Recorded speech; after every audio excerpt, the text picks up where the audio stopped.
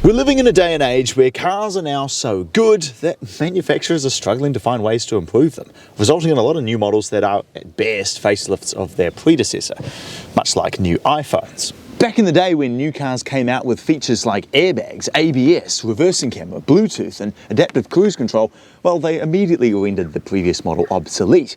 But now, with cars that can basically drive themselves and probably have enough technology inside to write the script for this entire video on their own, well, I mean, what more can manufacturers add to them? Well, Chinese cars are the exception, because while 20 years ago Japan was making this, China was making this. And even 10 years ago, while Japan was making this, China was still making this. Naturally, they've had a lot of catching up to do, but surprisingly, they've pulled through. Each new model is such a vast improvement over the predecessor, you'd struggle to believe it even bears the same badge on the nose. And this new MG ZS is a prime example of that. The old model had a transmission as dim-witted as a picnic table and an interior that felt like a little Tykes car. But with this new one, frankly, I'm going to have to throw away all of my biases for this video because this is actually a very, very good car. The range kicks off at just 30 grand for the entry-level Excite model with a smaller screen here in the middle, cloth upholstery and a naturally aspirated 1.5. And it finishes at just 40 grand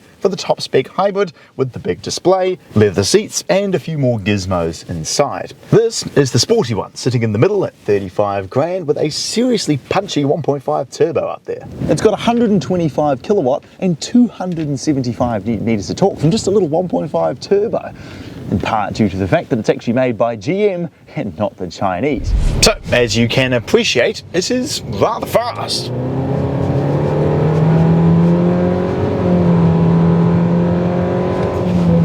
The transmission, as you would expect, is a CVT, sending its power to the front wheels. And while it doesn't exactly sound particularly inspiring, with it being a fairly generic turbocharged 4-cylinder engine, it does get pretty good fuel economy at a hair under 7 litres per 100k, and when just cruising along the road like this, it's very quiet and refined.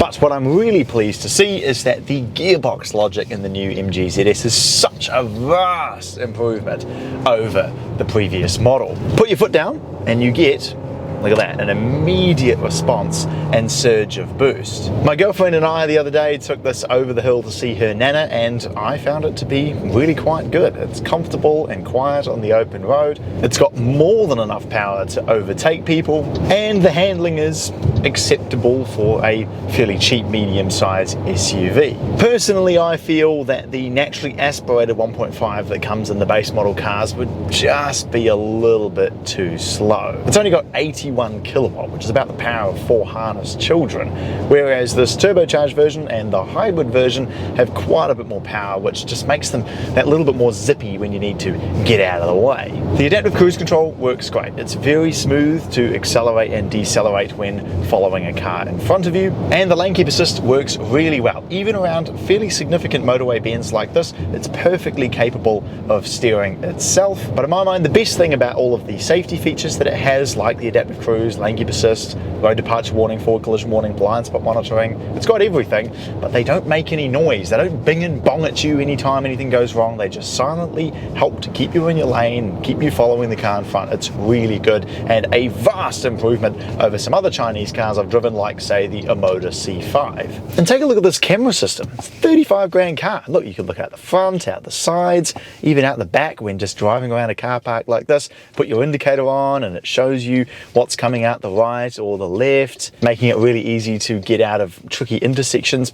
For the price, having that is really rather excellent. So the engine is great, it looks good on the outside, it's very well priced, and it has a nice wide model range offering something for everyone. So far so good. But now we come to the interior. Cars today are becoming a haptic feedback touch fest inside, and in part this MG is no exception. To adjust the temperature, you have to use the screen, even though there was a perfectly good spot right here to put a physical toggle switch. And I feel these hotkeys down the side here are just a bit small and hard to press, but other than that, this is a pretty excellent infotainment system. Look at that home screen. all 4 things you use most often, Apple CarPlay, climate control, radio and navigation, are right there on the dashboard. Genius.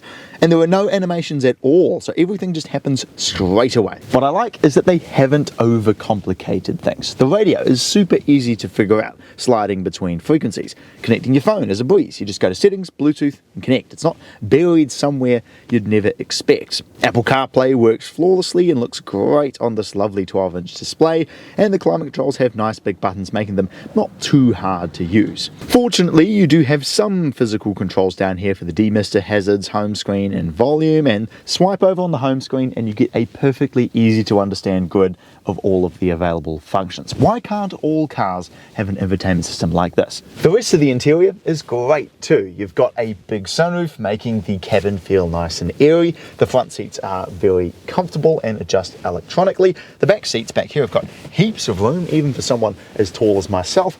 The boot has got enough space for many things, and the seats fold down completely flat, giving you a lot of cargo volume. Storage is really well thought out too. This is the first car I've been in that has a deliberate spot for your phone right there. Fantastic. Although if you put the 1.5 turbo to use and accelerate a bit fast, it ends up falling into the cup holder. Speaking of cup holders though, there's 2 here in the middle which are a bit small and useless, but you've got some decent sized door pins for small-ish bottles as well. There's room here under the armrest. You've got a pretty decent sized glove box in there and some little mat pockets behind the front seats. So overall, I'm really struggling to fault the new MG ZS. Sure, it's not going to set any records for incredible interior build quality or remarkable straight line performance, but that's not what it's trying to do. As far as medium-sized family SUVs go, it's really rather good, and as an added bonus, it also happens to be one of the cheapest. It's got a nice level of features like keyless entry, push button start, sunroof, electric seats, auto LED lights, and every feature you'd expect here on the screen in the middle. It's spacious inside with plenty of places to put things. It's more than fast enough while getting pretty decent fuel economy, and it comes with a 10-year warranty. For 35 grand, you really can't ask for more than that. So while there may be better cars out there in the medium-sized SUV category, you just can't beat the new MG ZS on price. And as an added bonus, it also happens to drive a truckload better than the predecessor, and arguably almost better than a lot of the established competition. So if you can look past the fact that parts of the interior aren't exactly particularly well screwed together and it doesn't exactly have the most prestigious badge, I think the new MG ZS is a pretty great car. But what do you think about this? Let us know down in the comments, and make sure to check out some of our other written reviews on the DriveLife website and video reviews here on YouTube, and we'll look forward to seeing you again next time.